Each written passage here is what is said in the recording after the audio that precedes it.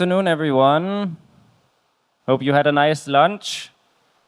We'll start the afternoon with something quite exciting. We've run the Investment Academy in parallel with this EAIF. It's a training for African distributed renewable energy companies that are early stage. We've trained 30 companies, out of which 15 were French-speaking, 15 English-speaking. And so here at EAIF, we ran the last modules of the training. So it's a 5-module training course, ARE supported by Get Invest, where we especially train on project development, pitch deck writing. So yes, what we're going to do now is we're going to award the best pitches. So that's going to be quite nice. And then we're also going to give certificates to all the participants who could make it to Lagos. So to hand out those awards, I have the honor of inviting Ms. Bärbel Höhn, BMZ Special Representative for Decentralized Energy Supply, to the stage to give the award. Ms. Höhn, over to you. Thank you.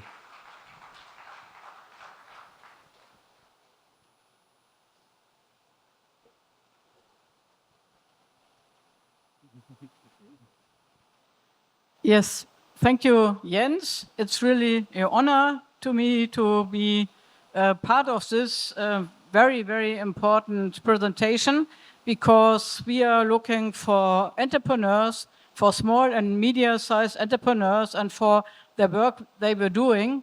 And we were very surprised about the results, because the one is to have an idea of a technical solution. But the other is to look for a business plan. And in this pitch process, there was a jury and from investors. And they were just looking what's about the presentation, because the one is the technical solution, the other is the presentation and looking for investors, And that was part of this competition. And yes, I will start with my awards with English group, but before I do that, I think the awards would like to go to the ground. That doesn't matter. So I think one of the most important results I have heard about this process was that a lot of entrepreneurs were looking for a solution that makes their villages more resilient. Because some of them, they were looking, how can they do something with local rice, to combine renewable energies, productive use, and local rice. Because local rice is more resilient against the dry periods because of climate change, and local rice made the inhabitants more independent from very expensive imports. So that was really a very good idea, so very practical.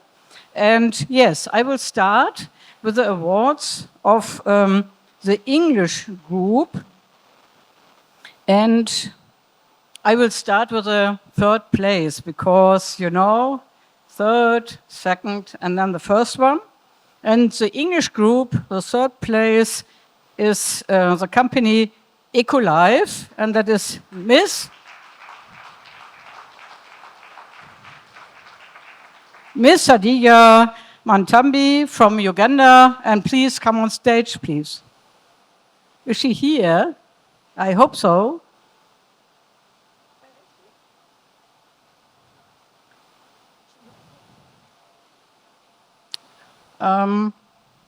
She was here, but now maybe she had the first investor who would like to give her some money, and that is maybe a bit more important than the award.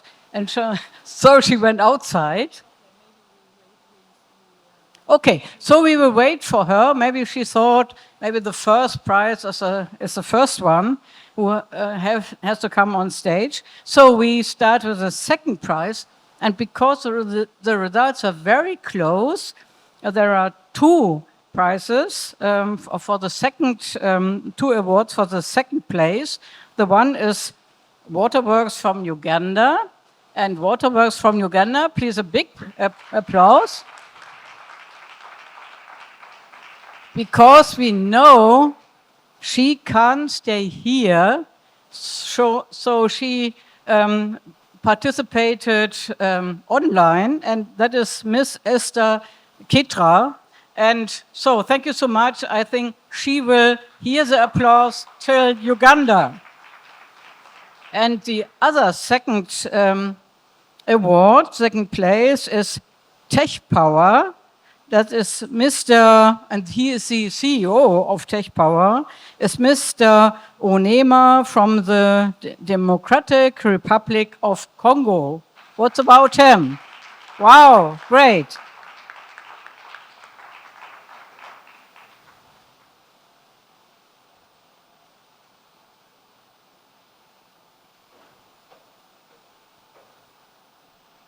Congratulations. So. And now it's the first or last test for you, because every company who get an award here has the test to say some words about the company, but not more than 1 minute. You must be more professional than all the speakers here at the conference. So very short. You know, I will have the microphone. That's the power. Yeah, so thank you for the award. So Tech Power Services are distributed renewable energy company. We are based in Democratic Republic of Congo, and our mission is to electrify 1 million Congolese with reliable and cost-effective electricity by 2035. Yeah, thank you so much. So great, thank you. But maybe stay here, because we make a picture from all of us at the end. And she's now coming. Yeah.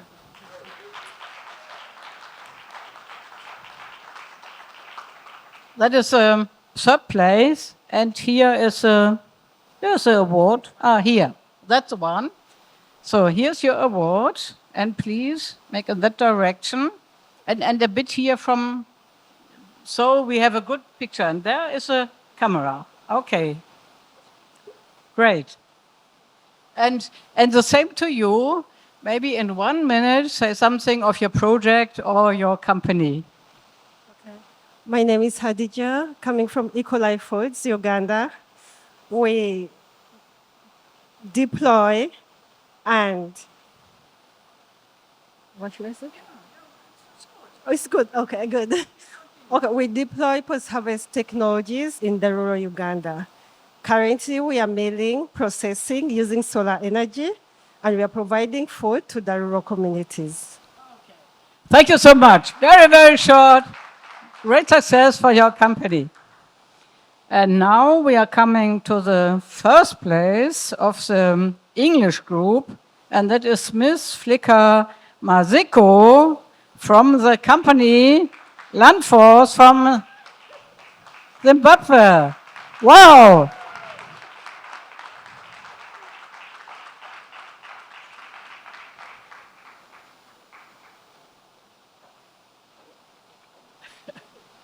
Congratulations, may come here.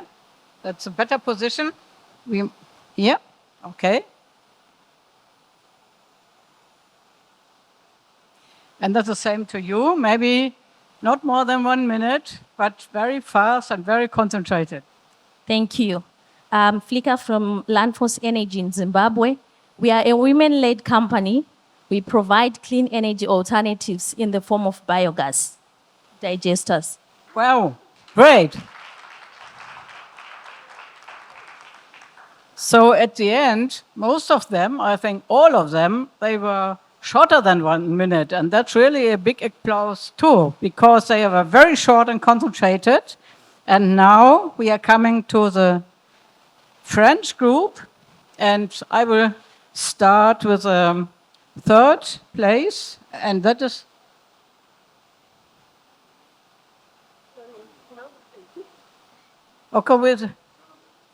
okay. I come in the middle.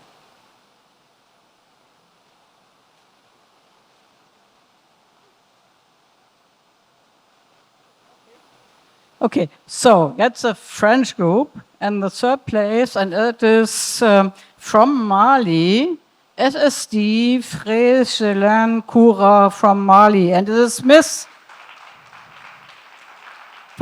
Kara. Great to come here.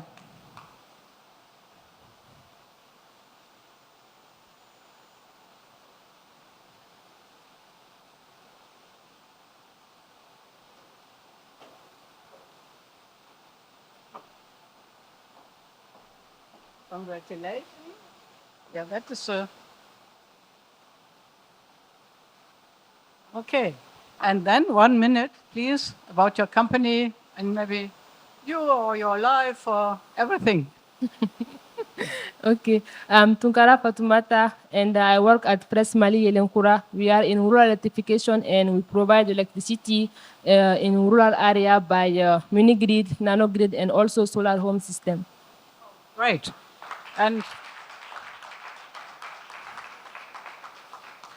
that is really great because she came from the French group and made her speech here in English. So very great, a lot of speeches. And second place is Plateforme Énergétique de Mbiddi from Senegal, Mr. Solomon Diallo. And he is coming.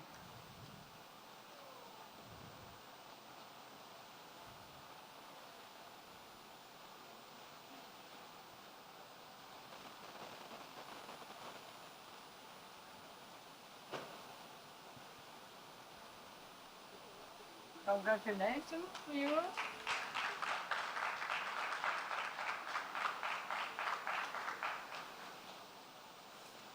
My experience is that most of the people in Senegal have the family name Diallo, right? Maybe it's something like Meyer in Germany, but you know, that's another story. We would like to talk about your company. 1 minute, please. Merci à tout le monde, je m'appelle Souleymane Diallo et notre compagnie offre de l'espoir dans le monde rural en alimentant les très petites entreprises pour pouvoir développer leurs activités et apporter du bonus à la population. Merci. Thank you so much. Merci beaucoup. And we have the first place, that is the company Qotto from Benin. Wow! Come here, please. And it's Miss Alahassa. And with a lot of people, a lot of fans, a lot of consumers, I think that's really a good business case.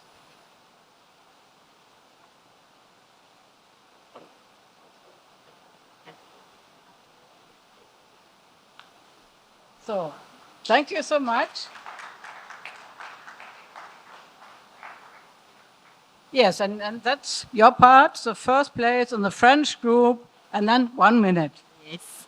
Thank you very much. We are Qotto Benin. We deploy solar home system and financing services in Benin, Burkina Faso, and Ivory Coast. Oh, thank you so much. Wow. Wow.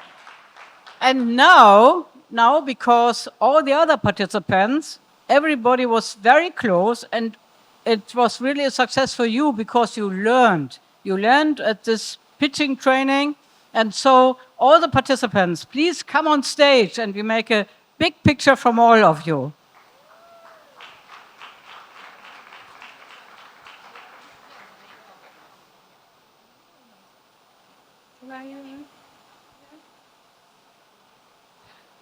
So the first one that I would like to ask on stage, le premier, I start with the English group. Adeko Yeo Kuye from Kamim Technologies.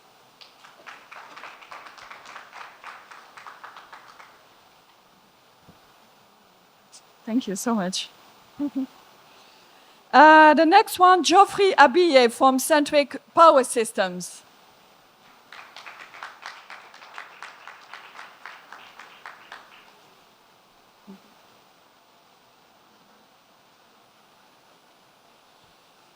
Um,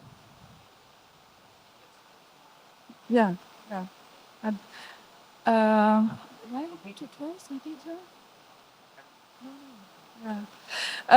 the next one is Francis Ovier-Dolor from Ogosa.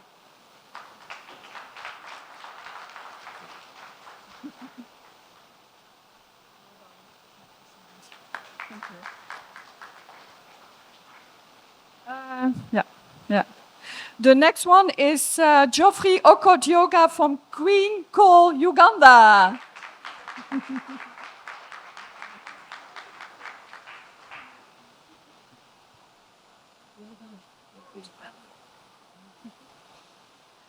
The next one is Mustafa Akapo from Damo, Africa.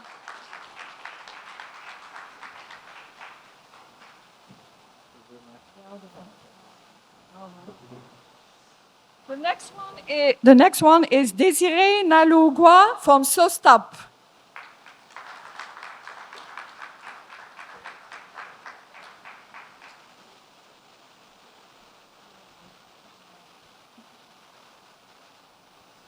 Yeah.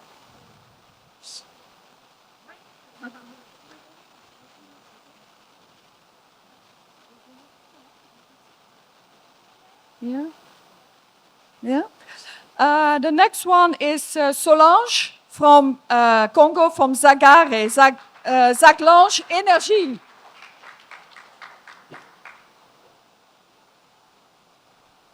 Sorry, from Burkina Faso. Well done.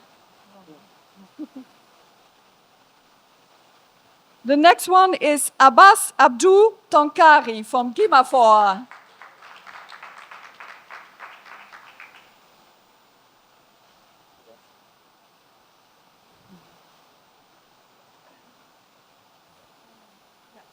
The next one is Judicael Zongo from Sahelia Solar.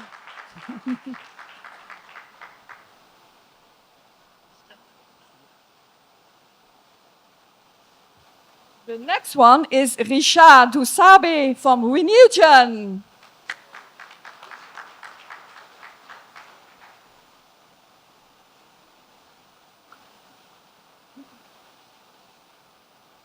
The next one that I would like to invite on stage is Ali Simboro from Farafina.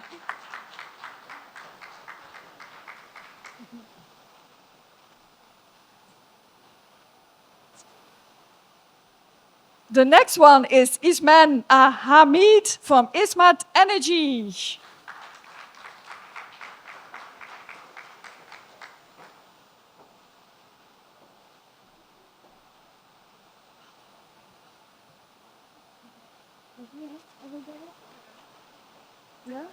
Yeah, it's all. Can we also? Yeah, yeah, that's cool. Yeah, we need. But at the same time, we also would like to thank all the financiers that were present yesterday and today. So there was Persistent, there was Electrify, ADA, EEP, and Energize Africa. Thank you so much. Yeah, let's do the picture, la photo, de famille. Please.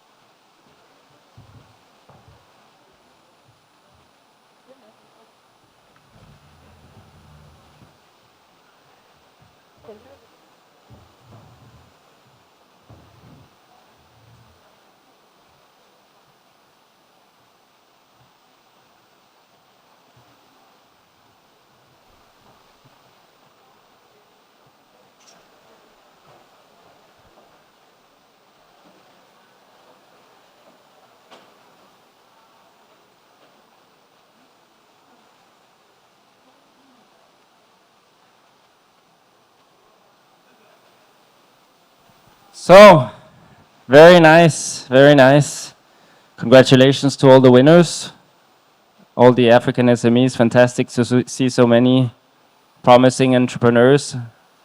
On the note of SMEs, before we start the panel on SMEs, moderated by our colleagues at REAN, we would like to make an MOU signing between ARE and the Nigerian, the Small and Medium Enterprise Agency of Nigeria.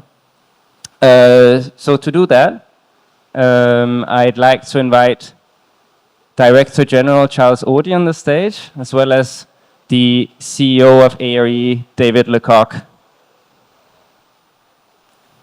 The main aims of the MOU is to promote partnerships between SMEs needing power in Nigeria, so can be any type of SME, agricultural, small businesses, etc., looking for power supply, and ARE's renewable energy company members. We have 3 lines of activity in the MOU. One is exactly partnerships, matchmaking. The second one focused on capacity building for SMEs, and the third one on building a project pipeline.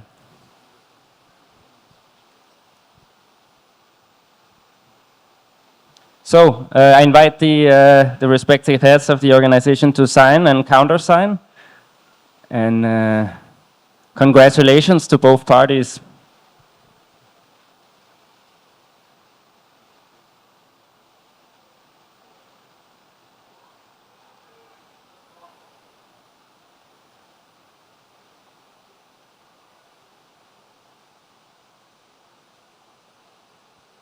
Oh, sorry. I will.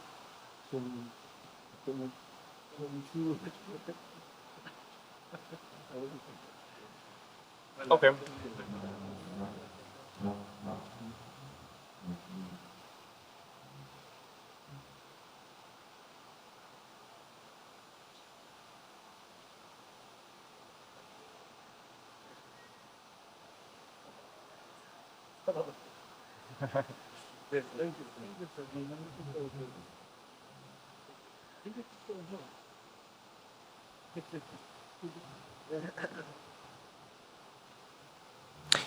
Perfect.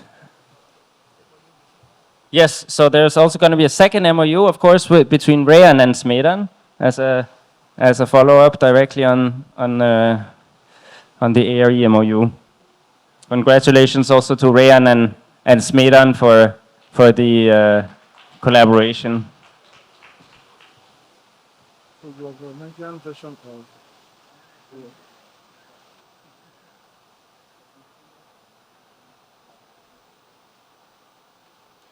And I should perhaps also add to those that do not know Ayo yet, because I didn't present him, that of course it is signed by REAN's president, Ayo Ademilua.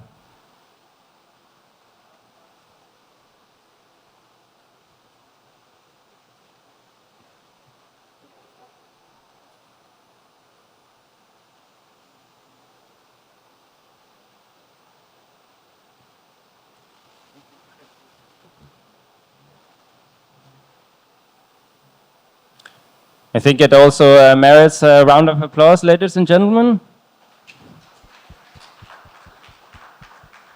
Thank you.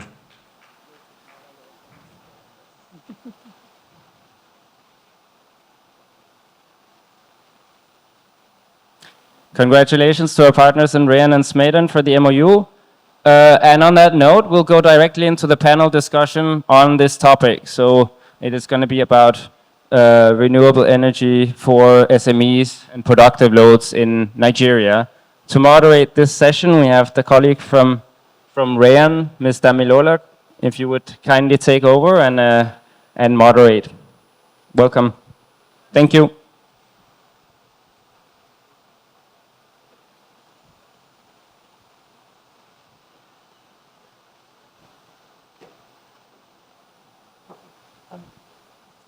We'll remove the table.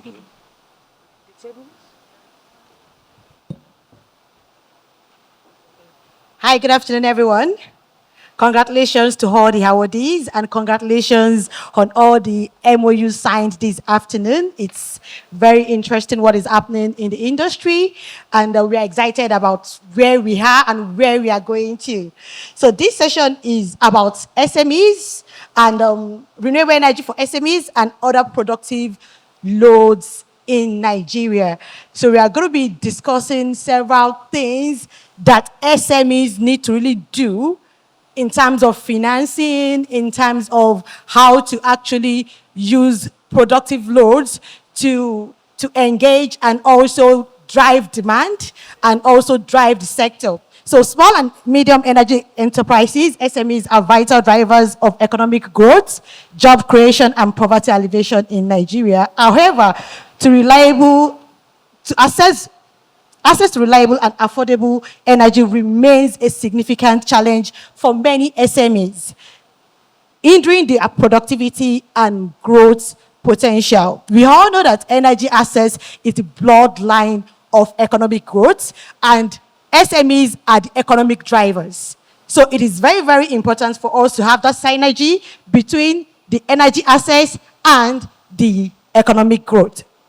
Renewable energy solutions such as solar systems, biomass, wind energy, they offer SMEs a sustainable and cost-effective alternative to traditional fossil fuel-based energy sources. Just this morning, we heard that about 22 million US dollars diesel generator are being used in Nigeria. Sorry, 22 million, not US dollars now. I'm thinking of money too much. So 22 million diesel generators are being used in Nigeria. And this is what we as renewable energy service companies, as RESCOs, need to offset, because it costs us a lot. It costs the industry a lot also. And this 22 million diesel generator is actually about equivalent to around 14 million USD in costs. And that is huge amount of money that needs to be diverted into the right sources. So this session focuses on the transformative role of renewable energy in empowering SMEs and enhancing their competitiveness in the Nigerian market, sharing best practices and key learning sessions or key lessons learned. And on my panel today, I have diverse esteemed experts that are right here, and I would like to welcome them on stage. I have in person of Charles Odi, Director General SMEDAN. Please, let's a round of applause for them as I call them out, please. Glad to have you back on stage. And Ayode Miliwa Ren President, Maud Watelets, Senior Investment Officer, EDFI Electrify. I also have, yes please, just sit please.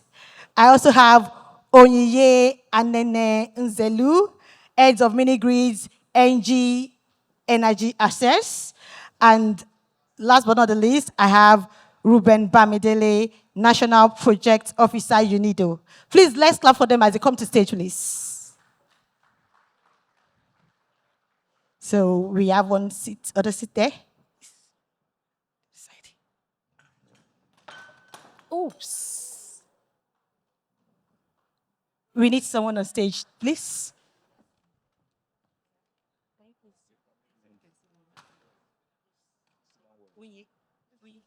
Can you see this?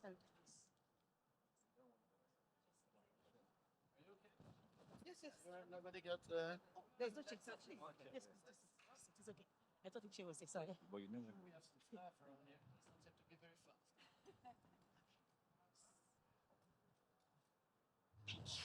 Step on it.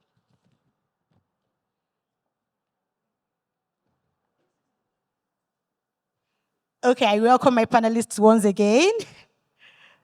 While I get a seat for myself, yes, thank you. So I promise you that this session is going to be very exciting.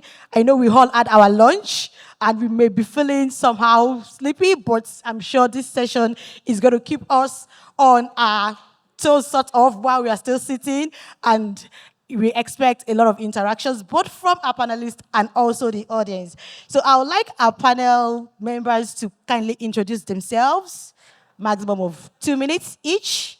And I would like to start with Mr. Charles Odi, please. Hi, everyone. Good afternoon. My name is Charles Odi. I am the Director General and the CEO of the Small and Medium Enterprise Development Agency of Nigeria. So just to give a brief overview, the Small and Medium Enterprise Development Agency, it's under the Federal Ministry of Industry, Trade and Investment. There are other sister companies like the Corporate Affairs Commission of Nigeria, the Nigerian Export Promotion Council, the Nigerian Investment Promotion Council, the Standardization Organization of Nigeria. All of us as agencies are under this ministry, the Federal Ministry of Industry, Trade and Investment. There are approximately 40 million small businesses cut across the 36 states and the FCT. These 40 million small businesses are responsible for approximately 60 million jobs, are responsible for 50% of our industrial jobs and retail jobs, and actually contribute 50% of Nigeria's GDP. And all 40 million of them constitute 96% of all the businesses in Nigeria. So that's what we are as the development agency for this small and medium enterprises. We are responsible for modernizing the operations of small businesses. We act as the forum between small businesses and the government. We are the vanguard for rural industrialization, poverty alleviation, job creation, and livelihood enhancements. We help these small businesses with financing in and out of Nigeria, and we are the biggest advocate for the small businesses in Nigeria. So that's just about the Small and Medium Enterprise Development Agency in a nutshell. Thank you. Thank you so much, Mr. Charles. So over to you, Mr. Ayo. Kindly introduce yourself.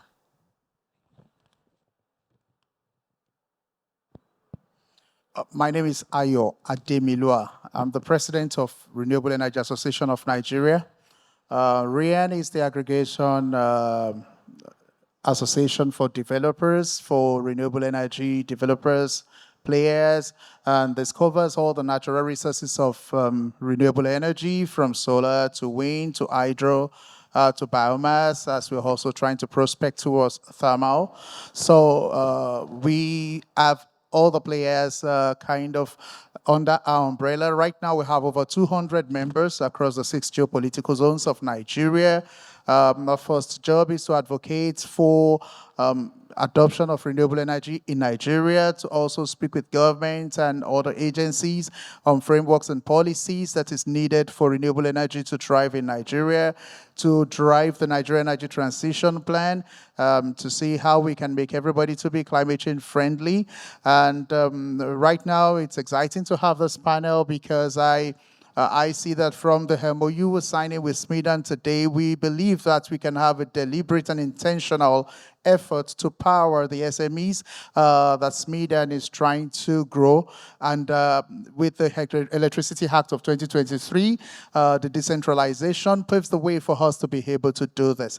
So REN advocates, REN paves the way, REN sources finance, we help our members to grow, and we want to see that the mix that Nigeria has set for renewable energy in the energy generation mix is attained. Thank you. Thank you so much, Mr. Ademilua, for introducing yourself. So over to you, Maud.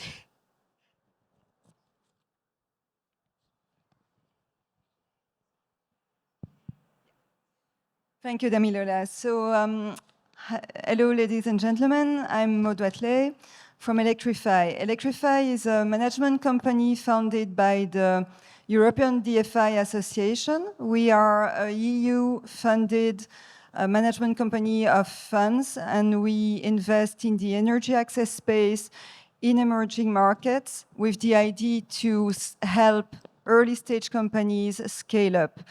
We invested in all types of business models, be it mini-grids, solar home systems, CNI, which is very important for the topic of the SMEs today.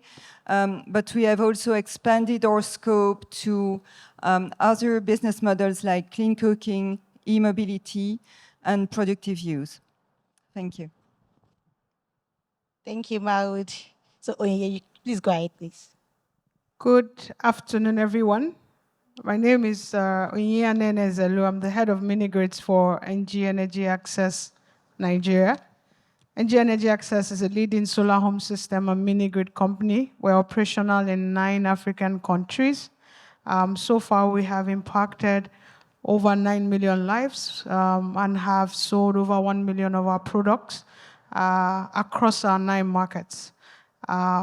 We are here to solve the energy access challenge in Africa in grid deficient areas, unserved and underserved areas through our mini-grids, our solar home system. So we're essentially in the entire value chain from a 10-watt solar system to a 600 kilowatt peak mini-grid system that has, a distribution network.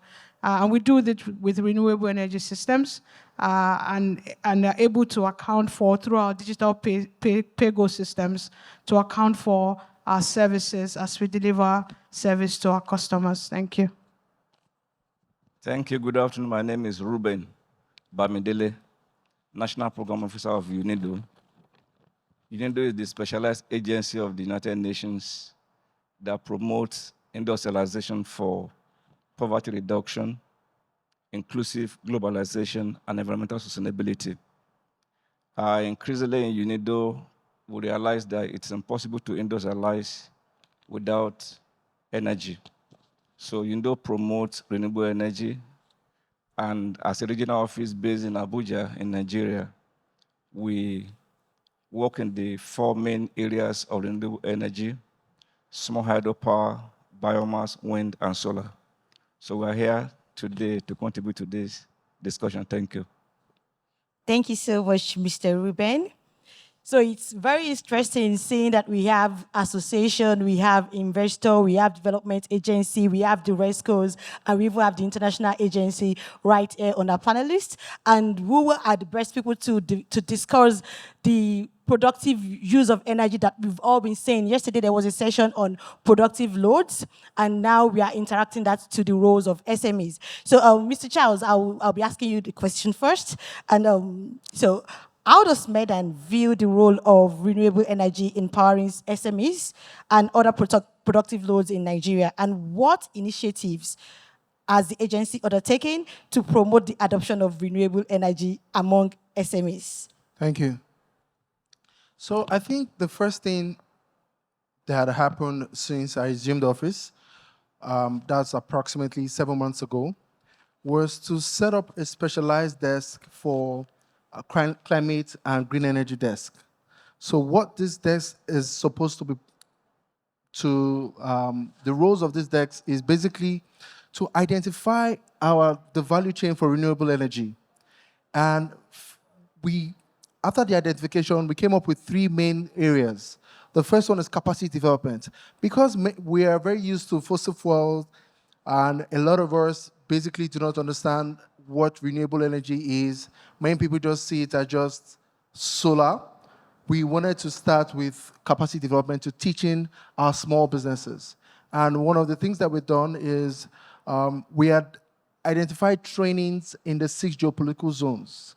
And these trainings basically are hands-on trainings where the small businesses who are actually looking for alternative sources of power can actually come and learn how to install solar panels, get batteries that they can use to power their offices and their homes. Because many of our small businesses are still working from the tabletop of their kitchens.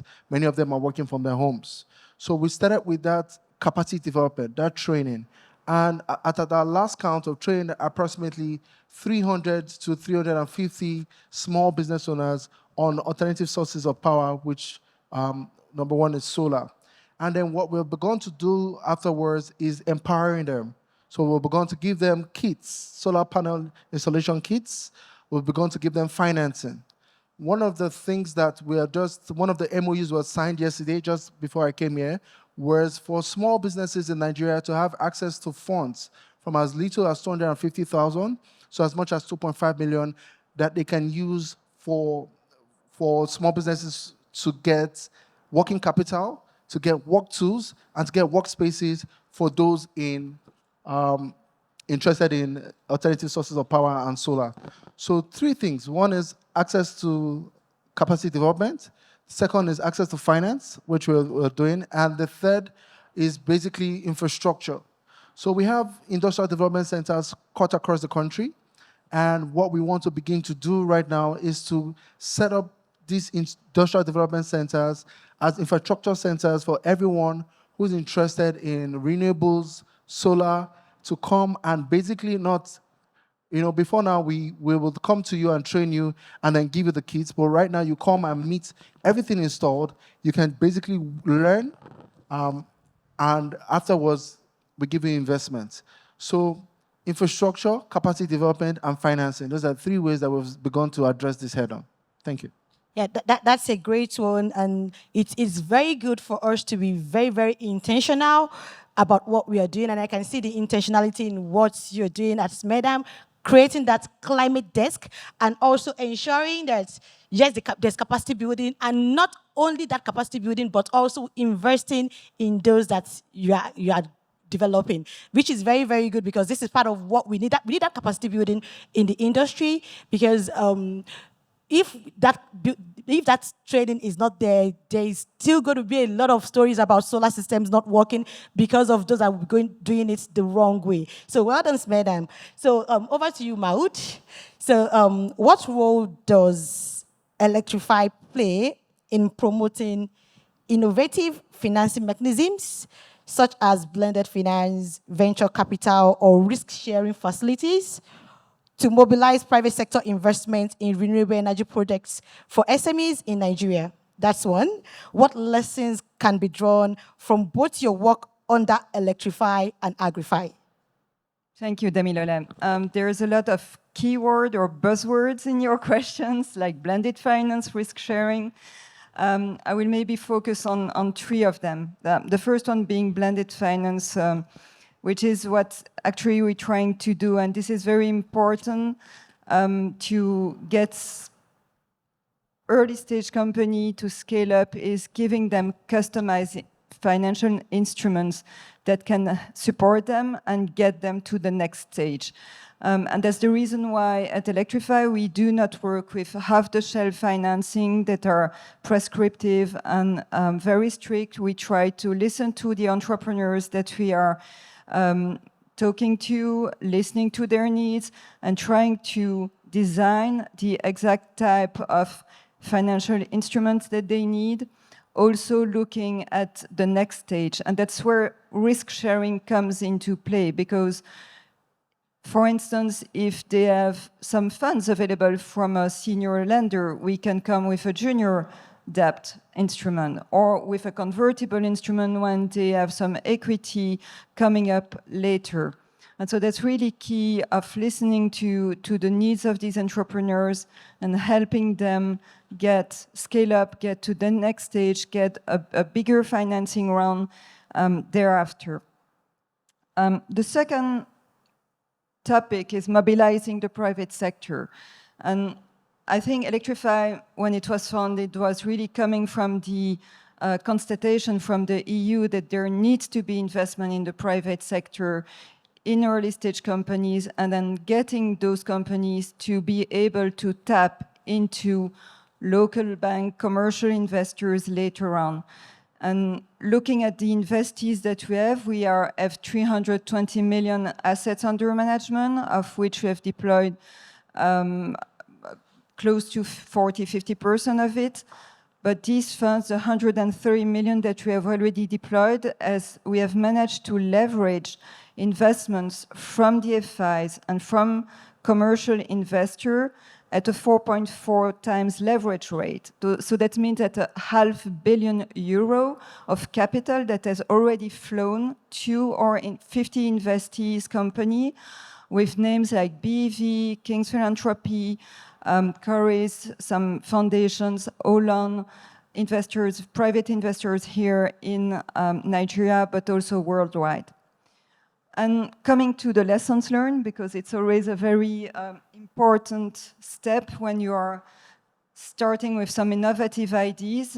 We've been in operations for 8 years, and I must admit that it's been a very steep learning curve. We have worked on a bit trial and error approach at the beginning, and coming to the conclusion that the public sector tools were not the right one to help these entrepreneurs, and that we needed to have a more private led approach to our deal flow building that call for proposal, tenders, prescriptive criteria were not the way, that we had to work a little bit more like a venture capital fund, like a private equity fund to build the deal flow. And in this evolution to where we are today, we've been able to build a team of seasoned, experienced professionals, all coming from the banking sector, the asset management, from project finance, and really working like a private fund, very labor-intensive process of due diligence, investment committee approvals, talking to many potential deals, many entrepreneurs before having the possibility to select the ones that we think will be able to scale up. Now, lessons learned is both about successes and also some pitfalls. In terms of successes, we have today achieved 2.2 million tons of GHG CO2 equivalent avoided, about 20,000 jobs created here in sub-Saharan Africa, about 4 million connections, new connections created with clean renewable energy. So, and also, last but not least, starting with a few successful exits with names like Candy Solar or Azzurri. Now, on the pitfall side, of course, we have ours. We have been forced to write down some of our investment, partly or fully. We have some tough restructuring stories. We have some projects that got halted, some corporate governance misses, but we have to deal with it. And I would say these are hard-earned scars of investing to help companies scale up here in Nigeria and Sub-Saharan Africa overall. That's great work you're doing, and I also like the intentionality about what you do. Also, listening to entrepreneurs is very, very good, because it is when you listen to entrepreneurs that you know the right kind of instruments that will actually work for the industry for Sub-Saharan Africa. So over to you, Mr. Ruben. So how can the adoption of, sorry.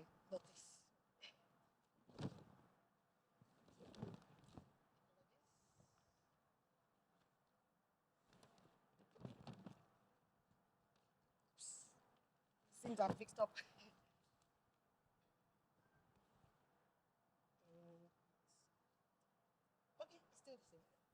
So, how can the adoption of small hydro power solutions contribute to increased productivity and economic growth in Nigeria's rural communities?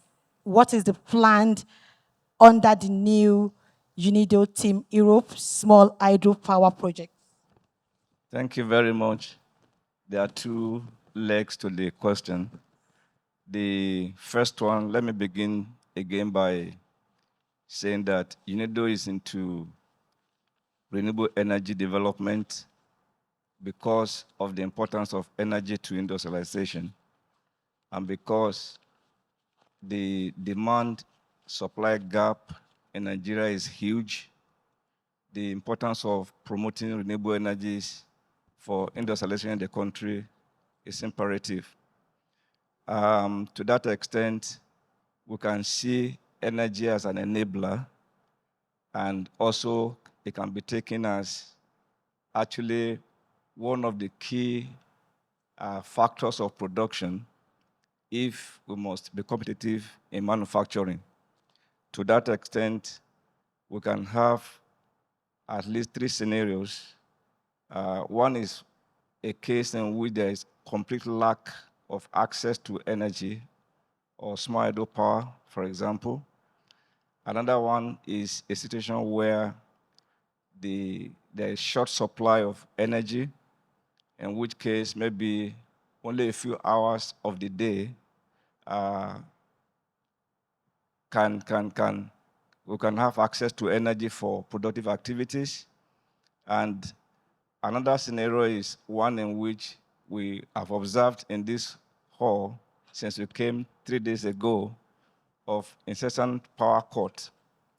Now, if the situation is one that there's complete lack of access to energy and renewable energy for that matter, productivity is almost at 0 level. So we need renewable energy, small hydropower, to galvanize economic activities, particularly in the rural areas and semi-urban centers. When power is epileptic, automation is almost impossible.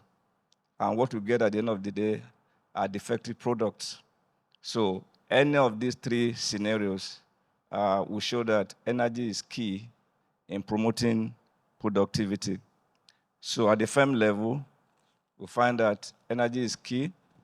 Then if we move to the macro level, at the level of the economy, we'll realize that investment in energy infrastructure do boost economic activities and generate employment and income for the country. So there is a direct relationship or correlation between energy and GDP growth of a country. To that extent, we do know that globally there is a positive correlation and relationship between energy and economic growth, and energy and consumption are tightly correlated on every continent and across time periods. This also means that the quality and cost of providing energy is important to the extent that it can affect the cost of production in the economy. So we have seen also that the causality is bidirectional. It can come from energy to output and vice versa, but increasingly there's evidence that suggests that energy consumption is a necessary enabler and a driver of economic growth. Now, the second aspect of the question, which has to do with UNEDO Team Europe Smart Power Project. First, we'd like to say a big thank you to the European Union for the opportunity to implement this project. We have a 9 million euro from the European Union to implement a project that is titled Promoting Smart Power Development and Circular Economy Approaches in Nigeria.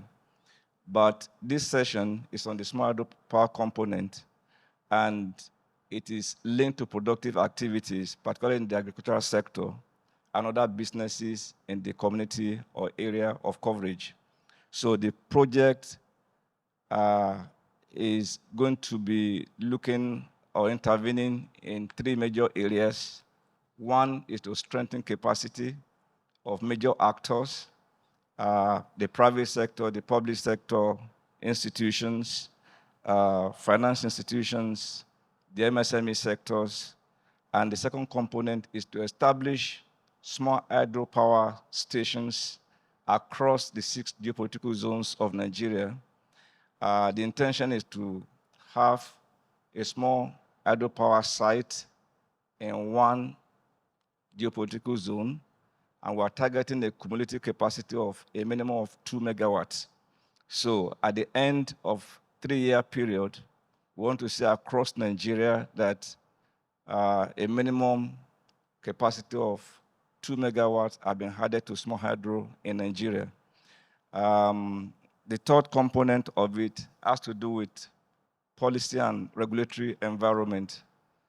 I did say earlier on that the demand-supply gap is huge, and globally, capital flows to where returns on investment is highest. So you begin to wonder, why have we not had great incursion into the energy sector in Nigeria? Why haven't private investors invested massively in this sector? Because there is huge demand, but the supply is limited. So we'll be working to support government in the area of policy and regulatory framework in the country. Thank you. That's a great ambition that UNIDO is having, and we are glad that you've started the implementation sort of right now. Small hydropower systems is part of renewable energy, and it is what a lot of investors and even rescos need to start looking at right now, because whenever I see rivers and dams or flowing rivers in villages, I'm always like, this is hydro system that we're supposed to be deploying right there. And we've seen several videos online that actually shows small rivers where just one small river and put some hydro dams or mechanism there, and you can power the villages near those rivers. So we are really looking forward to what that is going to be, if that is going to be happening very, very soon in Nigeria. It's going to happen soon. If you don't mind, I can say a little more. Particularly in what we have done before until now. We've done like 30 kilowatts proof of concept in Enugu State before. We've done 150 kilowatts in Bauchi State. We've done 400 kilowatts of 200 units in Taraba State. That particular power station sustains the Island Tea factory. That tea factory was bankrupt for 13 years, and in the first year of installing the small hydropower, they made profit. That's to tell you how the significant contribution that small hydropower and renewable energy can make in rural communities in terms of economic activities. Thank you. Yeah, that's very great, and that also shows us that these are areas where mini-grid developers or rescos need to start looking at, not only looking at solar energy. There is opportunity also in small hydropower, and this can also be used as mini-grids. Thank you so much, Mr. Ruben. So over to you, Mr. Ayo Ademilu, RIAN President. So what role does RIAN play in advocating for supportive policy and regulatory frameworks that promote the widespread adoption of renewable energy by SMEs and other productive loads in Nigeria? Second question, what are the examples for from the ground? Okay, so I'll start with the first one. I know that we've always been engaging the Ministry of Finance, especially the Department of the, what's it called, the immigration side, because of the customs duties. We've also been engaging at the National Assembly level. We've been engaging at the state level with state government. We've been on our Renewable Energy Access Roadshow that we're doing. We engage the state levels on advocacies that has to do with renewable energy. We're in very close partnership with the National Council for Climate Change and CCC. We're also trying to work with the NADDC for automotive e-mobility. So we've been doing that to advocate to see how we can get the energy across to SMEs. And like I said, it's one of the things that led us to SMEDAN, and I remember the meeting we had at SMEDAN. What was on my mind was, I've observed that in this country, if we don't take deliberate steps to solving some problems, and we just wish they're solved, they'll never be solved. And coming from the background as an entrepreneur, I know that power, it's about like 45 to 55% of my turnover. And so you can imagine what it is like for the small and medium scale guys, most especially if you happen to be fortunate to be in band A. So, or if you happen to be in a place where, you have to power yourselves all through with diesel generators. So we want to have an intentional move with SMEDAN. to map out all the SMEs in Nigeria, then to phase them into like maybe 3 or 4 phases, then to engage our members who have investments to make, who are ready to do power as a service for these SMEs, to power them by peering. So that it's not just that we're just powering different places that does not have productive, influence on the GDP of the country. When the DG was talking, he was talking about the 36%, of this country's business being driven by the SMEs out of this 40 million. So we want to get to a stage where we work with the data of SMEDAN. We say, okay, SMEDAN, you have 10,000 SMEs, maybe in your top tier 1. What are their energy needs? Then we call ourselves into the room with our members and say, okay, we need to share this 10,000. Then we give ourselves a target and say, okay, for the next 24 months, we want to ensure that this 10,000 guys already have power, alternative use of power in an affordable way. So we want to drive this from an intentional angle, and that's what we've been doing. Well done, Mr. Hayo, and I can see the intentionality about the private sector and the development agency and even the investor. That matchmaking that Ryan is trying to do is very, very important because it's really, really needed to drive the demand and what is needed for the industry to go forward. So over to you, Oniye. Mr. You're being the voice of the industry, but you are the RESCO right now on the industry, on the panel. So being the RESCO on the panel, how does NG Energy Assist tailor its mini-grid solutions to meet the energy needs of SMEs and productive loads in Nigeria? That's one. I have several questions for you. And what specific services or features do these solutions offer to enhance productivity and sustainability? And another question, what are specific examples from the field? Okay, thank you very much, and thanks everyone for being here to listen. So for us in NG, and specifically for our mini-grid development, we look at it as a significant collaboration between us and the community, and specifically the businesses in the community. So from our site selection, we're very deliberate to make sure that we capture the productive use equipment that are available in the communities, right? And especially even beyond the Nigerian context, because I know in Nigeria, because of the PPG, there's that rush to count number of connections. But for us, and in the other markets that we have developed, we're very bullish about the fact that we must have productive use appliances because that's our own revenue assurance. If we don't have it, and since we're here for the long term, we've been developing mini-grids since 2016, almost 10 years. We're here for the long term, so we understand that making sure that we are powering lives and productivity is crucial for our own sustainability. And so even from our fundraising, when we go to raise funds for the mini-grids, we're infusing whatever business model that works in the location for productive use appliances. So for example, in our mini-grid in Uganda, what we believed worked best, because it was in an island, is on Lake Victoria, was for us to build our own processing center. Their major source of livelihood was fishing. So we have a cooling center, we have a drying center. We actually even had water processing. We had some challenges, but in the design, we also had water processing. So even as simple as making sure that the village had source of clean and healthy water was part of our business model. And the day we launched the mini-grid, we launched everything together. So we didn't think about it afterwards. We thought about it from the design phase. So we designed our system, our solar system, our battery capacity to make sure that it could power those kind of loads.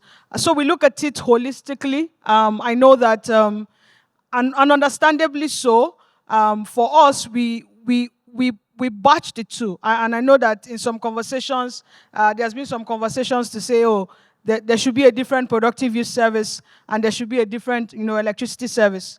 But our own philosophy is that we want to improve the livelihood of the communities that we provide power for, on the one hand, but also on the second hand, it's revenue assurance for us because we know that if there is productive use and if there's growth and development, our assets are secure and we're sure of our revenue lines. In other communities, we do the basic productive use appliance financing scheme. Remember I mentioned that we are integrated from our solar home system. So that is already a bread and butter for us. So for our solar home systems, we sell our appliances on a lease to own, from a 10-watt battery to a TV. And so we already know that model of selling appliances, whatever capacity it may be. And so we also do that for our mini-grid specific. You find 5 horsepower mills, 10 horsepower mills, 15 horsepower mills. We work with the community, right, to then put that as part of their electricity bill. So when they are vending for electricity, the productive use appliance customers that we have given these appliances on a lease-to-own basis is linked to their meters. So we have a very smart ecosystem.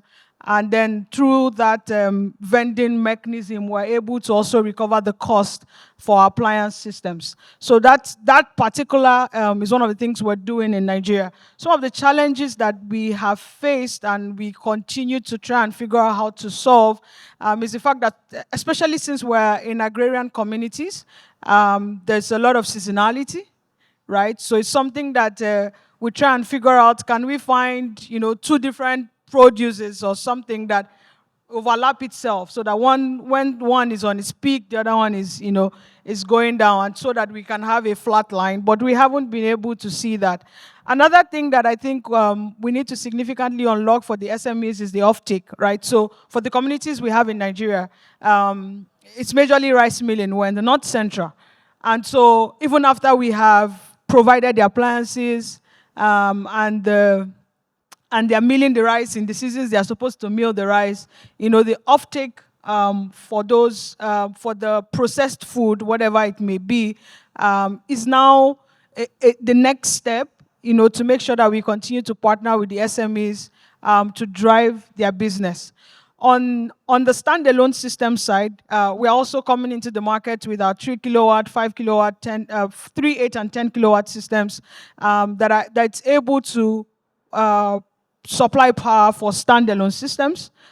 So in the conversations that have just preceded mine, we also have those systems coming into the market, and so that even if we are not able to build a mini grid in a location where we have SMEs, if we have need for power, we're also still able to plug that gap and ensure that we're developing rural economies. I usually would joke and say that we no longer do mini grids, we're developing the rural economy of Nigeria. And so that's the work we have done in the sector and we continue to do. Thank you.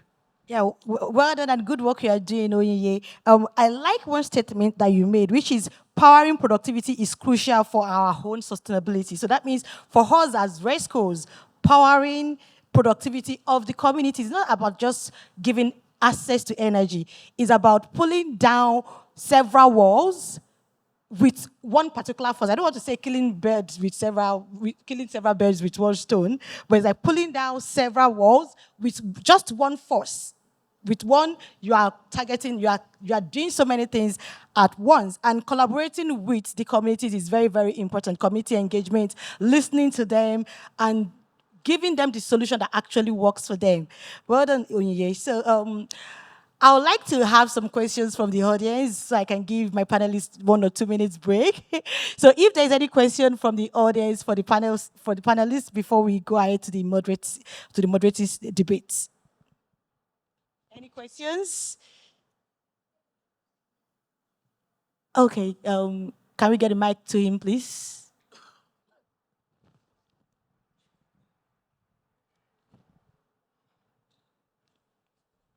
Thank you very much. I'm Dr. Bolaji Ayola from Énergétique. I want to direct my question to the person from Electrify. That do you have a certain threshold of tickets you offer to your investees? Because there are some companies that will tell you, if you don't have, we can't do less than this amount of ticket for your investees. So that's my question. or do you address these investees across the board, or you have certain threshold of ticket that you offer to them? Thank you for the question. Yes, indeed, as all investors, we have to work within certain criteria and certain limits in terms of ticket size. At Electrify, our minimum ticket size is between 500K and 1 million, and we go up to 10 million, with a sweet spot around 2 to 3 million, keeping then capacity to be able to do follow-on investments to move our exposure to the company above 5, 6, 7.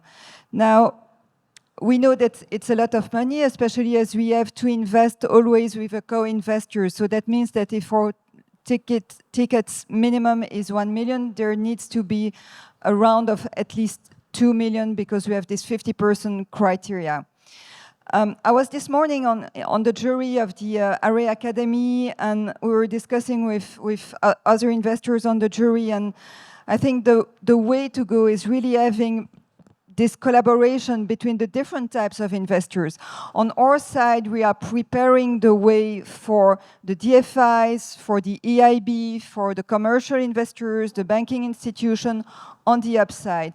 But we also need to have some conversations with the investors that are doing the other part of the other level of the range, so that they are doing less than 500K tickets, and making sure that there is this conversation that will facilitate when the company is ready to move from one category to the other, that we don't have to redo everything and asking the same questions than the investor on the lower ticket size as us. So I think there is clear path and room for improvement in terms of this collaboration, and initiatives like Get Invest, the ARE Academy, Finance Catalyst, getting those investors, those entrepreneurs, smaller entrepreneurs ready for this path, which is not a walk in the park. To raise money is very important. It's a pivotal role for getting small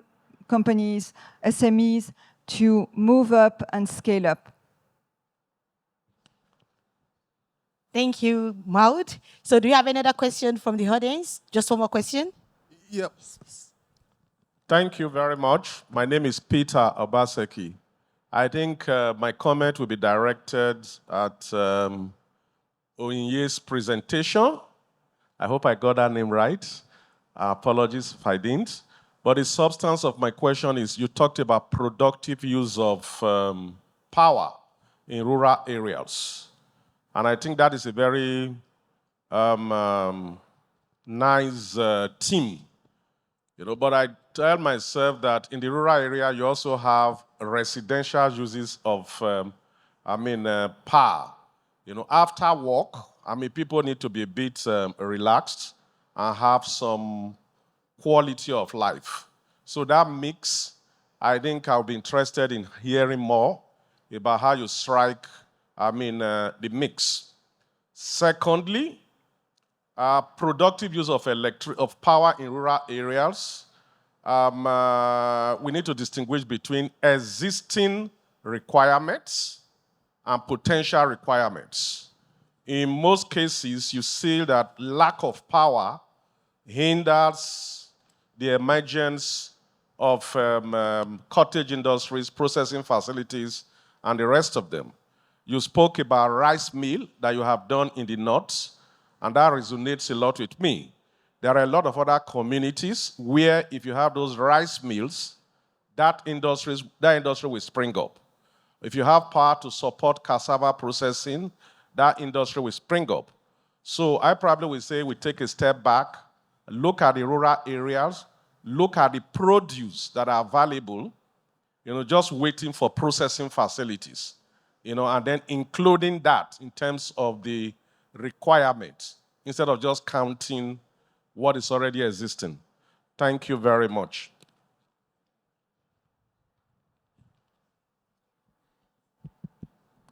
Thank you very much for that question. So I was speaking in the context of SMEs.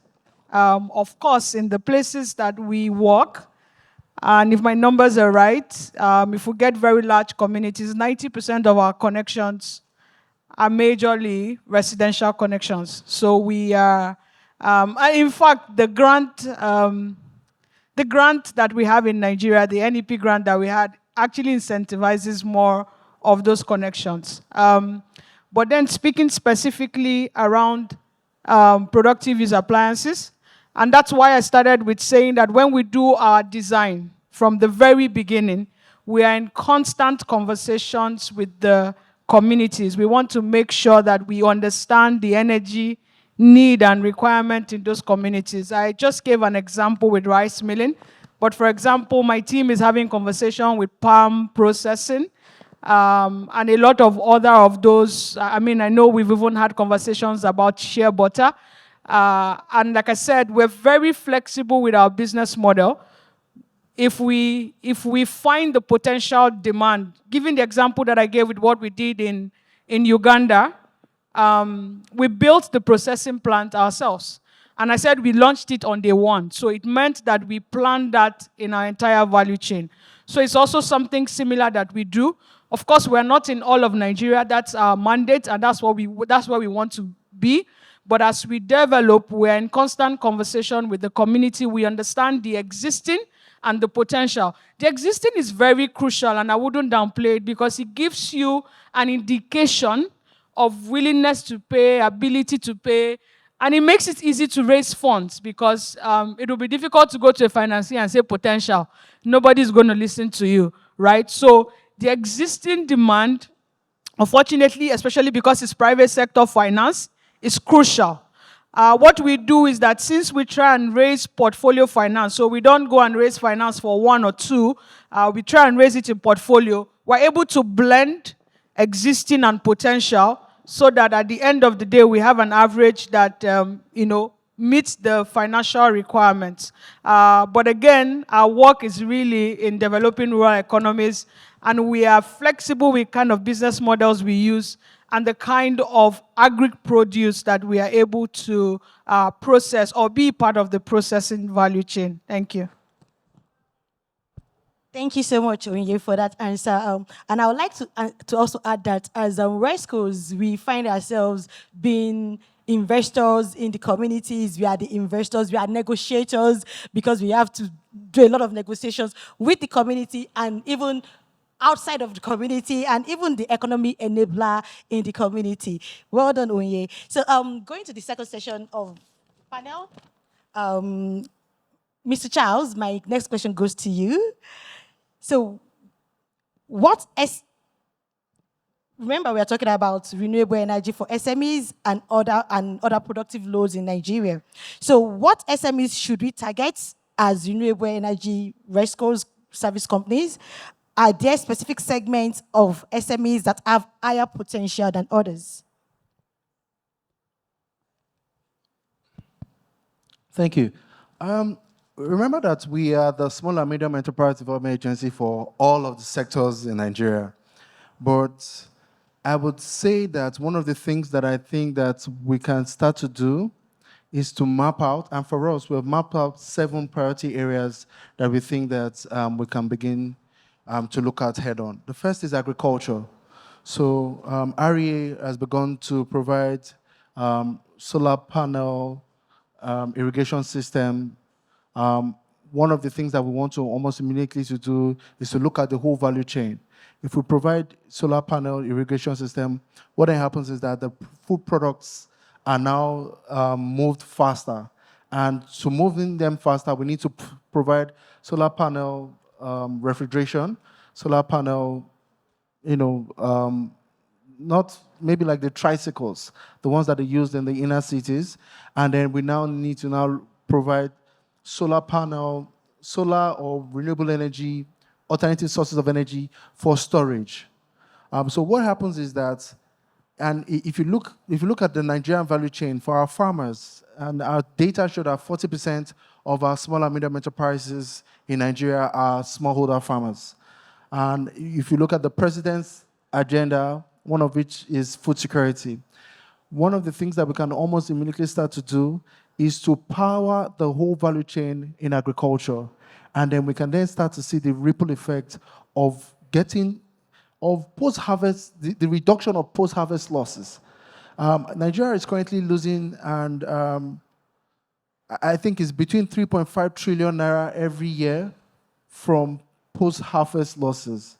It means that when the products are harvested, because we don't have alternative sources of power, many of the products are wasted.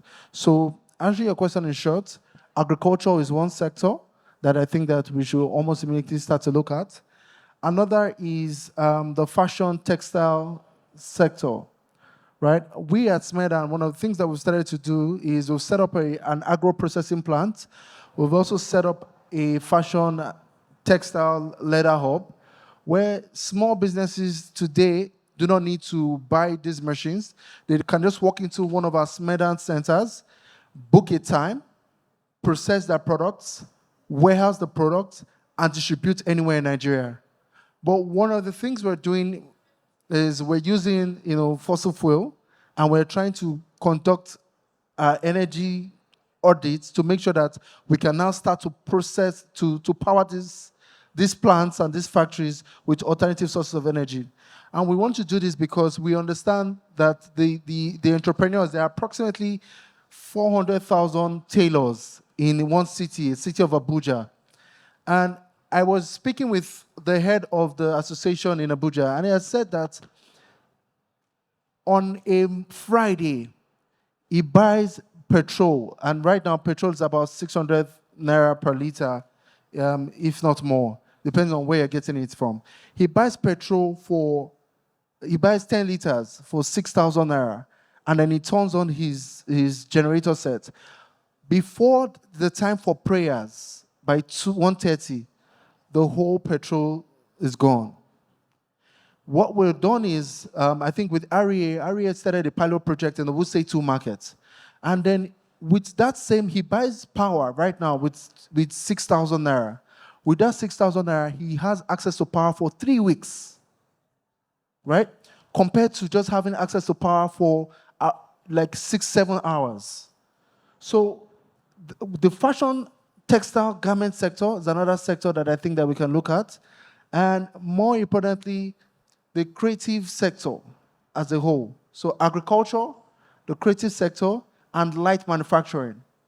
So our guys who are manufacturing cosmetics, fast-moving consumer goods, I think we can begin to look at those sectors, and our data show that just providing power for those 3 sectors, we can start to see a ripple effect and a turnaround and stimulation of economic activities in our economy. Thank you so much, Mr. Odi. It's so interesting seeing how from transitioning from diesel to renewable energy and using 6,000 naira that normally ideally you use for like 6-7 hours and your fuel is gone, and now you can use that same amount to power your productive use of energy for several days and several weeks. That shows that renewable energy is not expensive as people say it is. It is not expensive. It is actually cheaper on the long run, and it comes with so many other benefits, climate change and all of that. Thank you so much for that. And over to you, Mr. Ruben. Okay, so looking ahead, what are the priorities, commitment, and future plans of stakeholders in advancing renewable energy access for SMEs and other productive loads in Nigeria, and how can they work together to achieve common goals? Okay, so I can speak to the plans that UNIDO has. Currently, we have a program for country partnership, PCP, which is about to be approved by the management of UNIDO. We should commence its implementation in June to be run from 2024 to 2028. And within that program, we have 6 components. One is on industrial policy and strategic governance. There's another one, value chains development, particularly in the area of agriculture and mining. Then we have special economic zones, industrial parks, industrial clusters and investment promotion. We equally have startups, MSMEs, development, innovation science, and digital economy. And we have sustainable energy development and environmental management. And of course, there's the trade capacity building and the AFCFTA. Now, within the energy and environment component, like I said earlier on, we are going to be promoting renewable energy development in the 4 main sources of small hydro, biomass, wind, and solar. But with respect to solar, with respect to small hydro power particularly, we have established a regional center for small hydro power development in Africa, in Abuja, that already has identified over 200 potential small hydro power sites in the country. Some of these sites have been studied already. So we'll be using the project funded by the EU and other existing projects, and potential works will be formulated in the course of time to promote renewable energy sources development in Nigeria. Now, coming to biomass. Biomass, sometime we did a study, a resource assessment study, looking at 2 states in Nigeria, Ogun State and Ondo State, 9 local governments, 4 in Ogun State and 5 in Ondo State. And within these 2 states, our assessment of the potential within the sawmill clusters is that we can generate some 27 megawatts of electricity. So the potential is there for us to promote renewable energy in the area of biomass energy development, given also the fact that Nigeria is an agrarian economy with a lot of agro waste being generated across the country.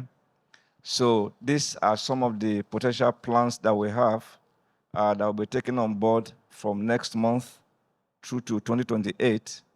And of course, we continue to mobilize resources, working with other partners for this particular sector. Thank you. Thank you so much, Mr. Ruben. Such great and robust plans that you have at UDIDO, and we look forward to engaging with stakeholders and industry players on all the projects that is coming up. So over to you, Mr. Ayo. So how do renewable energy associations collaborate with stakeholders, including government agencies, financial institutions, and the private sector to facilitate knowledge sharing, capacity building, and market development for renewable energy solutions in Nigeria? Thank you. So we engage with the agencies from time to time. We also hold events and programs where we share knowledge on the renewable energy and how it can work. We engage the finance sector. I know that RIAN has been able to catalyze about $300 million in the last 1 year towards investment in the projects in sector. And in terms of technical information, from time to time, we hold workshops in partnership with OEMs, equipment manufacturers, so that people can get knowledge. We believe that if our market has the knowledge, it's going to help us a lot in terms of what people choose or what they do not choose. From time to time, we also speak on energy efficiency because one of the things we found out is that many SMEs, they're not energy efficient. The equipment they use are not energy efficient, and they're not energy efficient in the way they also use, energy. And sometimes they buy generators that are overbloated more than what they actually need. They pay for some power that they should have paid maybe 60% of. So we carry out, trainings, events. From time to time, we engage in what we call road shows from state to state to be able to, educate our people. And like I said, from every day we're looking for more investors into the sector. We try as much as possible to support financiers to answer their question places where we can find guarantees. We try to look for guarantees so that we can further increase, adoption and the use of renewable energy technology. The truth about it is that without this decentralized renewable energy technology, it's going to be very difficult for the SMEs to actually achieve the kind of cost-cutting measures they want to have in savings to their OPEX. So we engage in all these activities to make sure that renewable energy is affordable and accessible to SMEs and productive users in the country. Well done, Mr. Ayo. Nice work we are doing at Ryan. So over to you, Maud, in 2 minutes. So what factors do DFIs consider when evaluating investments in renewable energy projects, targeting SMEs and other productive loads in Nigeria? And how do these investments contribute to economic development and sustainability?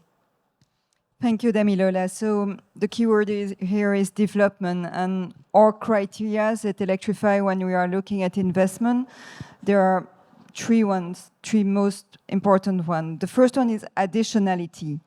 Additionality, it means that we look if the investment that we are going to make is something that another commercial investor or another investor would not be able to do, if it's a risk that we are the only one to be able to do at those terms and conditions. So that means not crowding out other investors. Additionality also means that we look at the impact that is going to be created, at the additional external funds that will be able to come in at a later stage when the company is scaling up. So it is a very important one for us. The second one, I mentioned impact. Obviously, we also look to maximize this impact, the number of jobs that are created, the CO2 equivalent that is being avoided. In this case, as it was 22 million generators in Nigeria. So this is a key target, getting those generators out of function. For instance, we have an investment in a company called ARE Energy here in Nigeria, which has been giving CNI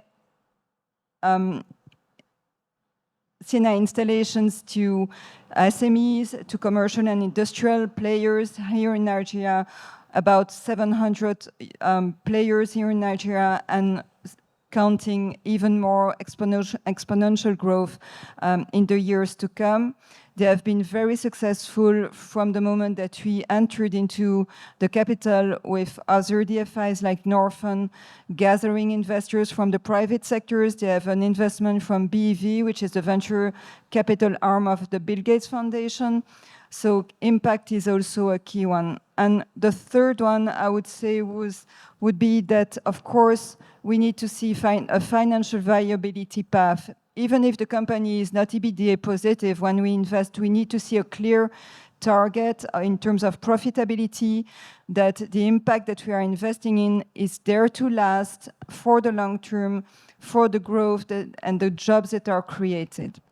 Now, in terms of the development and the sustainability that this brings, another example here in Nigeria is Babangona. So we are Electrify, but we also have another, I would say, little brother fund, which has 120 million assets under management, investing in the agricultural sector.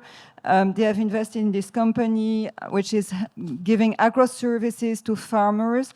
They have been able to increase the yield, to help farmers increase the yield twice because of those services, and also double their revenue.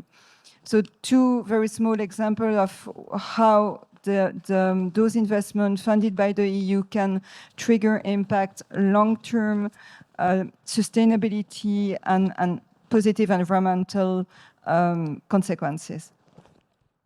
Thank you so much. Thank you so much. A round of applause for her, please. I can hear somebody clapping. Yes, thank you. Okay, so in 2 minutes also, Onyeye.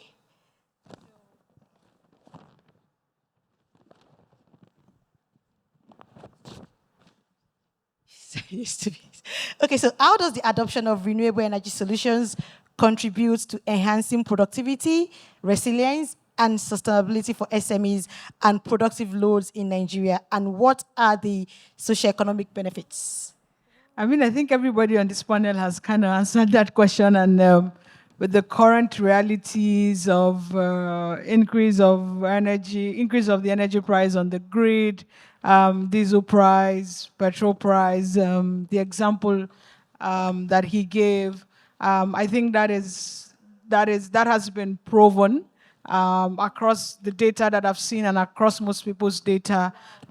You generally will see at least a 40% reduction. I know there was a number that MAN put out, Manufacturing Association of Nigeria put out, that the energy cost is about 40%.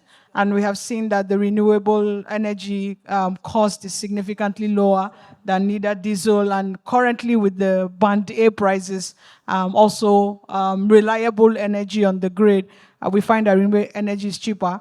And so that essentially drives down one of the factors of production. And so it means that our SMEs have more money in their pockets to expand their business, to reach to more customers, to acquire more customers. They have more capital to scale their business. We have more capital available for industrialization of Nigeria. I'll give you a simple example, right? When we built our first mini grid, we only had 300 connections. And by the time there was power available and we started seeing rice milling and all of that, in less than 1 year, that number grew to 500, almost double. That's the impact of power and how you can enable communities. And now with renewable energy, that makes it cheaper, especially in the Nigerian context. We find that it helps, it's solving the socioeconomic problems, and it's driving down the cost of production and enabling the smaller business enterprises to grow their business and focus on their business, not buying petrol, but just focus on their business, freeing the time that is also spent in managing the energy value chain to allow them to focus on their business. Thank you. Thank you so much for that insight, Onyeye. So we are rounding up now, and before we round up, I would like to have one last question for every one of us, 30 seconds. Just share with us as your closing remark how you think we can collaborate as stakeholders to solve, several stakeholders in the industry, to solve these challenges of SMEs and productive use of energies or productive loads. Well, from me, I will say again that given the huge demand-supply gap, meaning that there is the opportunity to invest into the renewable energy sector, and the renewable energy sources are available, the potential there is also very huge. So there seems to be a paradox, and then what we need is for the various stakeholders to partner, join hands, sit down round table, and then discuss to find how we can really collaborate and deal with the issues that impede investment into the renewable energy sector in Nigeria. Thank you so much. So I think that's one of the reasons we have conferences like this. It has a way of bringing back alignment on the table, and it has a way of making everybody focused on the problem. So I think everybody here kind of represents a part of the value chain. So all of us must sit down together, continue to identify the problem, allocate the adequate resources and capacity that we need to solve the problems, and then go, roll up our sleeves and actually solve the problems. Thank you. No, fully agree with you, and I think that we have to set aside our diverging views from on the public side, on the private side, and try to create a sacred union to create and generate innovative mechanisms like guarantees for financial institutions to be able to give credit to the SMEs, help them invest and grow, and trying to get all parties around the table and recognizing the impact that each side can have to get to this huge challenge of decarbonizing and improving development and economic growth. Thank you. For me, I think that we can solve this problem if we, in addition to capacity development, we can solve this problem through clusters, right? We have something at SMEDAN called the One Local Government, One Products. And this program basically was set up to solve some problem in the agricultural value chain. And so what we began to do, rather than deal with all the farmers one after the other, we started to deal with them in cooperatives and in clusters. So I believe that we can also start to address solving this power problem by working with corporate, like an association like yours, and then just helping to push resources, because resources are limited and resources are also scarce. But we can start to address the problem by putting this group of small businesses, group of small business owners in clusters, and start using meticulous efforts to solving their problems in clusters and cooperatives. I think we can start to address that. Thank you. Over to Mr. Ayo, please. I think we need to be a lot more intentional about data. We don't have data right now. I know that SMEDAN has got some data, but I know they're also working on more elaborate data. If we have data, we can now be intentional. And apart from having the data, we need to measure. As we move on powering those SMEs, we must be able to measure to say, oh, we've gotten to 200,000. This is what is left. So I think it's going to rest on the laps of the DG, to get a kind of database. And as we work together, let there be a form of measurability. Maybe by the time we're gathering at the EAIF next year, I don't know which country we will be, we could take a look at it and say, okay, as a takeaway from here, we've been able to collaborate to power this number of SMEs and productive users of energy. Thank you so much, my great panelists. It's been a great, interesting session. Having you, we've learned a lot. I've personally learned a lot from us getting different kind of investment instrument from our investors. Also, us having this we have a big elephant in front of us, but clustering that big elephant, like cutting it bit by bit, not just having and killing it once and eating it a whole, clustering all these problems and challenges and solving them bit by bit, to being intentional about our data collection, our monitoring and evaluation, being intentional about it, and rolling up our sleeves to solve the problem. Thank you so much for sitting with us today, and for the audience also for listening to us. Thank you and have a good evening.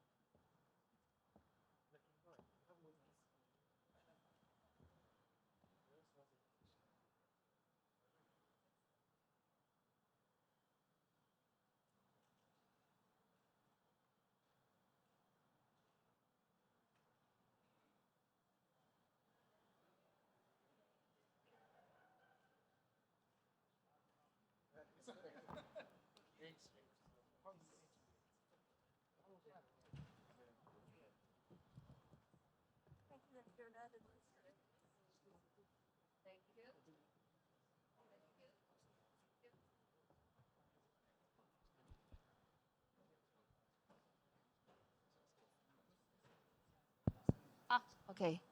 So, dear audience, please stay with us for another while for the closing session. My name is Inga Stefanovic, and I represent the EU delegation to Nigeria and the ECOWAS. And we've joined you here in Lagos from Abuja for this occasion. And on that note, let me call back to the stage, if I may, Mr. Ayo Ademilua, President of Höhn. I hope he's not left. There you are. Okay, please. I think if you could be the first to share with the audience your closing remarks. Or no, I think maybe you just... Okay. So good evening, everybody. And once again, thank you so much for staying all the while with us. I mean, it's been a great week, starting from Monday that we started having visitors coming. It's awesome having all of you in Lagos, in Nigeria. I remember when we started discussing partnership with ARE on this, and we were giving them assurances that will ensure that every visitor would have a smile on their face and have great, memory about Nigeria. I've been trying to take a kind of opinion poll around everybody that's been around, and it's been a very positive one. So I'm glad you've been able to make it to Nigeria. We were in Abidjan last year, and I'm happy seeing most of the faces I saw in Abidjan here this year, from our Francophone brothers to the Anglophone. So thank you so much. We want to look forward to seeing you visit Nigeria more and more. If you have any challenge or you want to reach out for something, please, you can reach out through David, through James, or any of our friends in ARE. It's been a great time this week, and thank you, and have a safe trip back home. Okay, that was quick. I'm looking around, but perhaps I will continue with my own short comments for the part of the European Union in Nigeria right now. You know, and I mentioned that already, you will remember perhaps on day one, the opening, we've been in Nigeria since 2008, working, not in general, but working specifically on the renewable energy sector, present across all elements of the ecosystem, working with the government, with the private sector actors, associations, civil service society. And in all those years up till now, we have spent in grants some 300 million euros. And why I stress and mention that again, because we are talking grants here, not loans. And I think that's also an important difference to mention. And when you've seen us here in the last 3 days, you've seen us also through many incarnations. So there is the EU team, our team from the EU delegation in Abuja, but also you've seen us through multiple projects that we have been funding and implementing. So starting from the work on policy, regulation, capacity building, standards, you have seen our partners here from the government and from beyond. When we talk about access to finance, same thing, you know, you've heard from organizations like Electrify, like Get Invest. These are all EU-funded instruments that also help build up the pipeline and create investments in the sector in Nigeria and beyond. And I think some of you, in one way or another, are also the beneficiaries already of our work in Nigeria. And so thank you very much, everybody, for making it here. To be perfectly honest, when ARE contacted us about this event, organizing this conference, we did have to do some thinking, you know, because there's no shortage of renewable energy conferences in Nigeria. So we were asking about additionality, especially as a co-host, you know, if we are hosting, doing it together, you know, is it really going to be a contribution to our work in Nigeria? And I have to say that I think even for the organizers themselves, our expectations have been largely overachieved. Yes. And I think all of you who have been here in those 3 days, you have seen that was the time well spent. And for us as the contributors, it was the money very well spent. So we were very happy to see all the business, all the partnerships forged, very, you know, thought-provoking conversations.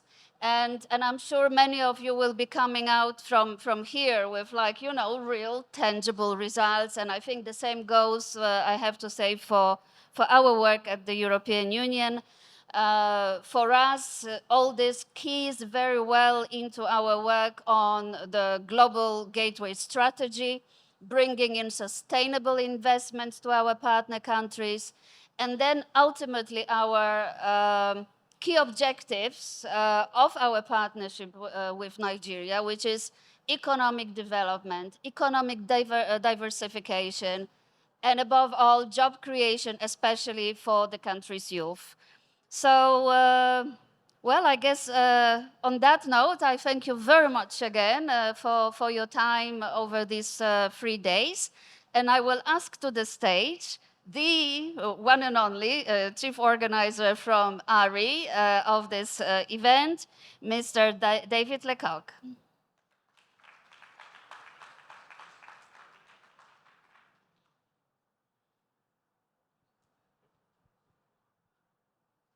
Thank you very much, Inga. Please feel free to take a seat. I only have, I only have 30 minutes closing remarks, summarizing everything from 3 days to now. No, of course not. You know me, I speak a lot, but I try to keep it also lively.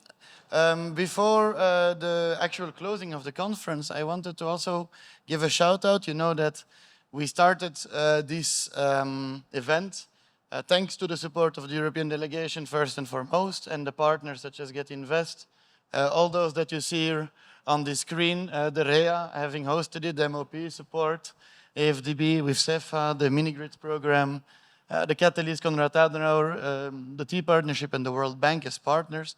You see that that's a whole bunch of public sector entities under the leadership of the European Union to have brought this conference and really enabled this conference together.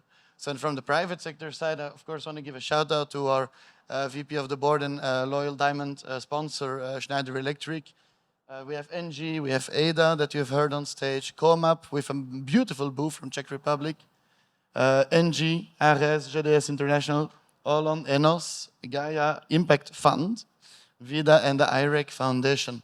I cite all of them because without them this is not possible. And so it's a big shout out and a big thank you to all of you. So big applause to everybody that's helped make this possible. Thank you so much for this support. I also want to stress that we have had a Get Invest B2B matchmaking throughout the last 3 days. A lot of you have been participating in these meetings. We wish we could track every meeting that's been taking place because for our supporters this is important information.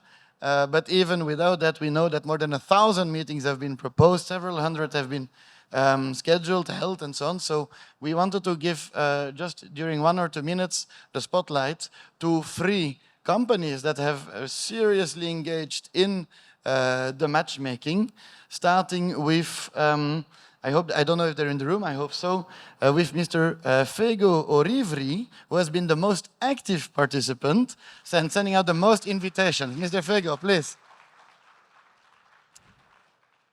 Mr. Orivri is coming from our membership company, EcoLife Renewables Engineering, and we have a small award. I think we can give it to the gentleman.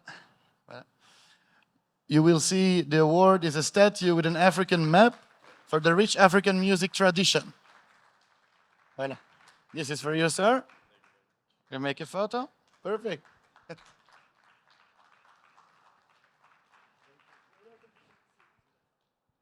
Thank you. I know it's a little bit spontaneous. I didn't warn them, so I hope there's no stage fright. For the one that has hosted the highest number of meetings, the B2B man or woman #1, it is, I'm happy to say,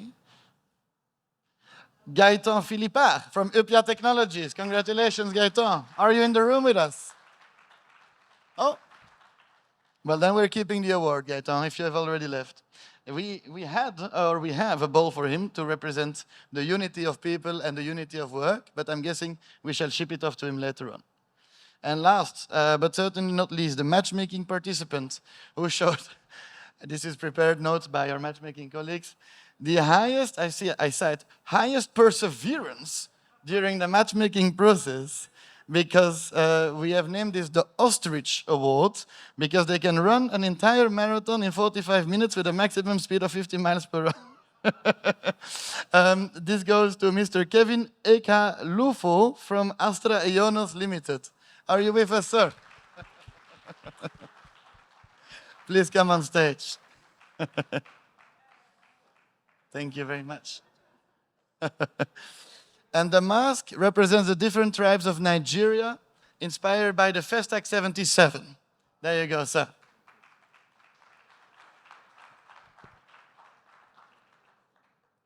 If you want to have a seat.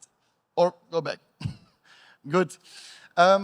Well, for the rest, what can I say? Thank you to you, audience. I mean, you have taken time, money, really an active participation throughout these days. You may remember we set out to have 300, 320 people here for the first time, a big ARE show in Nigeria, because of course we feel the buzz from the market and it's time. It was about time, I would say, that we are here. So also a big thank you to our colleagues. I don't know where he went, Ayo from Rayan, to help us facilitate this engagement. Ah, there you are, Ayo.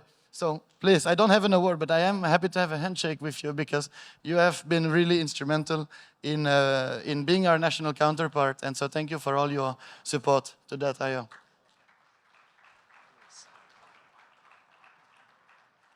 Voila, have a seat if you like to join us on stage. Voila. We are dragging people to the stage. So, as I say, great matchmaking. I hope great conference. We've talked a lot about money. The nice thing is I spend a lot of time in the corridors. Companies have been coming up to me and to all of my colleagues to say, even one this morning said, you know what, I cannot cite names, but one said, I have a good feeling that I will finally have met somebody that will invest $4 million in my business in East Africa. Yeah, and this is just one example. We hear that a lot of funds have been announced. EU is continuing to show the leadership. Of course, we have heard a little bit about the World Bank as well. And you see that the government is going in the right direction. It's a place where capital feels welcome. So I can only recommend also to the Nigerian government, represented also in this room, for your efforts. And I wanted to give a round of applause to you as well. Thank you very much. Voila. This is, as they say, the starting point, right? As I said, with ARE, the first big activity that we have done in Nigeria. Sorry. I don't hear you from here. So, one moment, please. We have a very proud and justly so team, because I have forgotten to mention, we set out to have 300 people, 320, few hundred online. I'm happy to say that with the vibe, enthusiasm, and excitement for this market, we have had 600 badges distributed and 2,000 participants in all. So congratulations to you.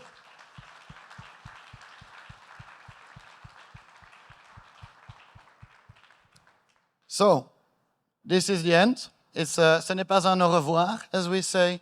For us, it's the beginning of our engagement, our real engagement in Nigeria, with strong partners at all levels.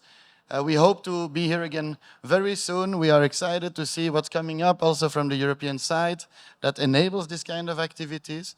And so thereby, I formally close the conference now and invite you for a group photo by the pool. Thank you very much. Wish you a great travel back.